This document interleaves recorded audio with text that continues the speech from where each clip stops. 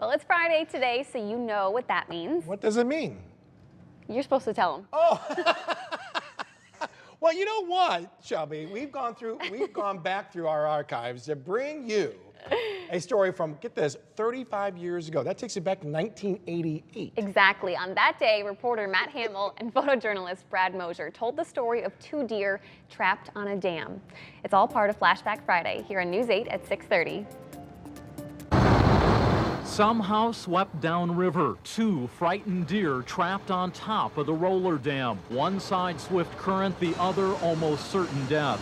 Using the Corps of Engineers' giant crane, rescue teams make their move, but fail. And we wanted to tranquilize them, and hopefully when they tranked, they'd move. Well, they didn't move, and the trank didn't stay either. As a concerned crowd gathers, police swing around to use their snares, but the deer panic and jump into the surging current.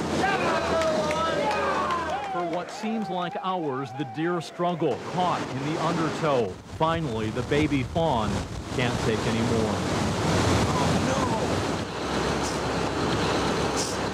The doe is now too far out for the basket to reach. Animal control officers can only watch her helplessly, and onlookers don't understand. Oh, now they got the bucket going, yeah. Deer should have never died.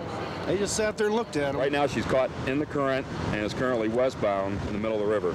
Finally, the doe makes one last desperate swim, floating to shore more than a mile downriver, dazed and safe, but her fawn is dead. Rescuers say they did all they could. You don't want to see two men go over the side of the basket into the river and drown and then have the deer, saved. That wouldn't work. So we try to balance both. That was sad, and tragic for everybody. I mean, everybody, I think, felt really bad.